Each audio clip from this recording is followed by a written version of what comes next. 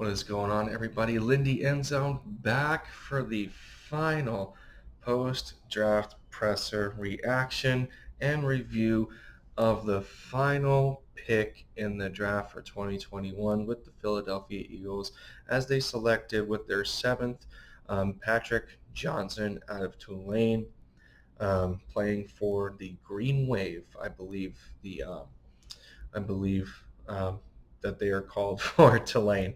A Chattanooga, Tennessee native, one that has set the all-time sack record for the school with 24 and a half over the course of his career. Very interesting prospect here, and one that actually was mocked by some people to go as high as the fourth round here. He was only a two-star recruit coming out of Notre Dame High School in Chattanooga. He was a two-time All-AAC selection in 2018 and 2020, and he was second team in 2019 for his junior year. His junior year, he battled through injury that I could not find information on, which his junior year ended up being the least productive, although he started in all 13 games for the football team, recording 35 tackles, 8.5 for a loss, 4 sacks, and 4 pass breakups.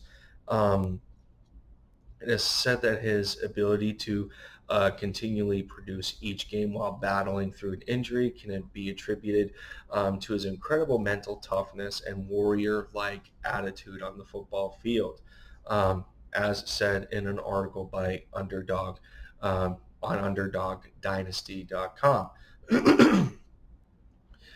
In this article, they have said that they had projected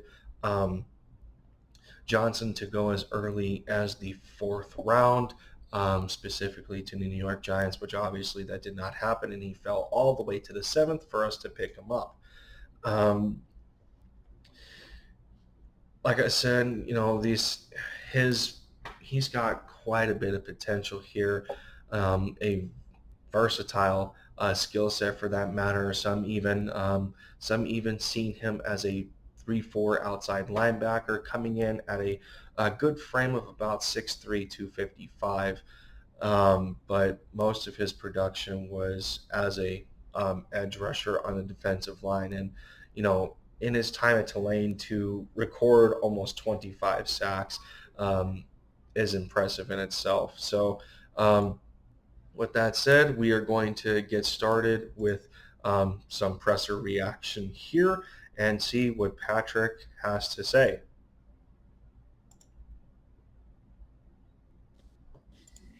Hey, Patrick, congratulations and welcome to Philadelphia.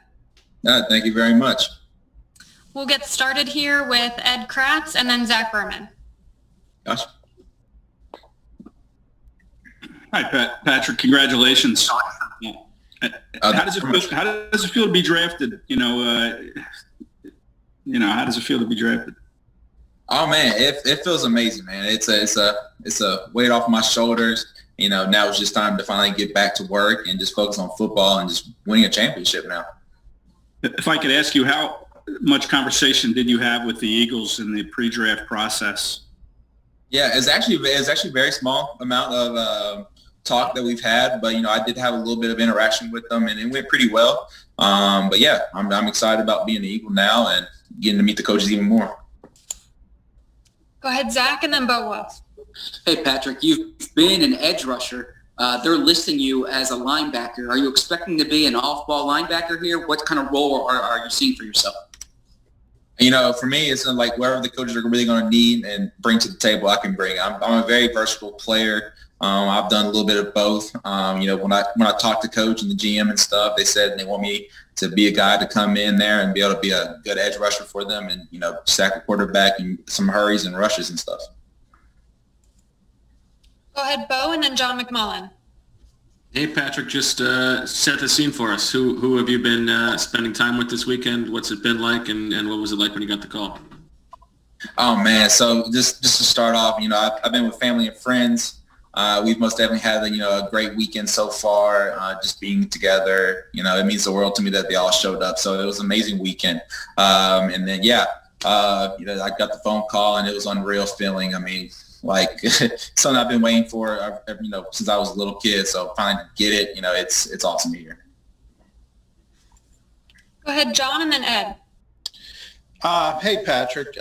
Curious if any of the assistant coaches have talked to you. So has it been Tracy Rocker, the defensive line coach, Nick Rollis, the linebackers coach, or are you looking at sort of a hybrid role, or is it too early to decipher that? I would say it's a little bit too early. I can't really recall which coach I had talked to since it was so early in the process when I did talk to them. But I knew there was always a chance of going to Philly. So, but yeah, man, it's been a very small role. So I would have to imagine based on what is said here that the only two coaches that he probably spoke to was most likely Nick Sirianni and probably defensive coordinator Jonathan Gannon. And we've seen in picks like Milton Williams and Jacoby Stevens, like the amount of energy that Jonathan possesses when you draft players with that kind of a skill set where you can it's a plug and play anywhere kind of style, and the versatility that these players possess, and just being able to put them in spots where it kind of fills a hole at the to try and fill a hole in spots that kind of need depth. And linebacker was a question in the draft. Cornerback was a question in the draft. In some cases, defensive line was. And as we seen throughout the process of selections, that there's a great amount of value here in adding to the defensive line, and I've explained it in a couple of videos prior. And if you haven't seen them, a link will be on your right of the screen of the previous interview, or excuse me, the previous post presser that I have done on my channel, and it'd be awesome if you would check it out. But back to what I was talking about, the defensive line, and how Howie Roseman has explained that he knows that there's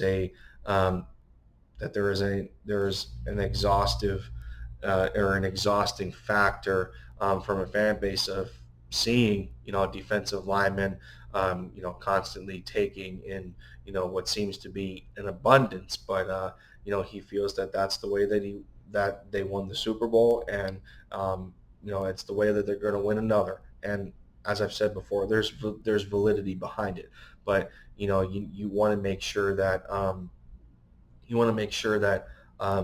you fill as many holes as possible. And while there's still people in the fan base that feel that corner should have been addressed a little bit better than the way it has, and excluding free agency, there's a point to be made there at the same time. But from what we've seen with a lot of these picks, it's a very common theme. It's players that love the game of football. It's players that obviously this is what they were waiting for. This was the whole point of them, starting their career in a sport in high school, and really working for that college opportunity. And now when they make the most of it, they get the call to be given a chance in the NFL, and Patrick Johnson is no exception. So we can only expect that this is another kid that's hungry and willing to contribute to this football team in any way possible. The versatility there is nice between being an edge rusher and the linebacker position, as some people thought he'd be an outside linebacker in a 3-4 scheme. So there's intrigue there, and I would love to see how they experiment with a player like this. we look at a guy like Jannard Avery that just got converted from an edge rusher to linebacker. So are we seeing that? Are we seeing that sort of experimentation with a guy like Patrick Johnson here? And that's still yet to be seen. But that is going to conclude the post-draft presser series for the 2021 draft class of the Philadelphia Eagles. I want to thank everybody that has been a part of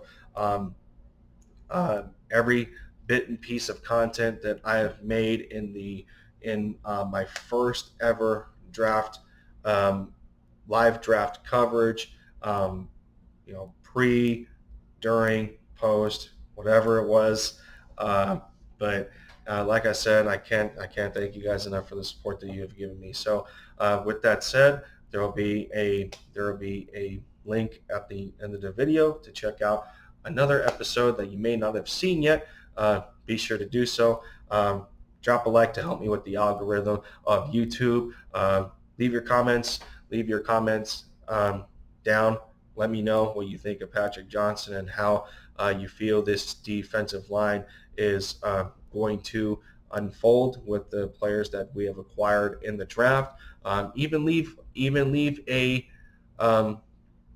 letter grade for the draft of 2021. Let me know how you're feeling. Subscribe for more content. I would love to have you. We got a long ways to go on our journey to 100 subscribers, as really the first large milestone of mine that I'm wanting to accomplish. It doesn't seem so. It seems so long ago already that I hit 50, and then in a matter of days it escalated to 60, and now we're 4 away from 70. It's an awesome feeling to be able to go through this kind of experience on the platform of YouTube. But that's going to do it for me. You can see me in a live stream today at 4 p.m. with the Philly Sports Podcast and Mitch Kofsky. It'll be over on Philly Sports Podcast channel. You can catch me over there giving my opinions and analysis over the 2021 NFL draft class for the Philadelphia Eagles. And that's going to end the video here. This has been Lindy Endzone. I'll catch you guys next time. Fly Eagles fly, bleed green, and take care.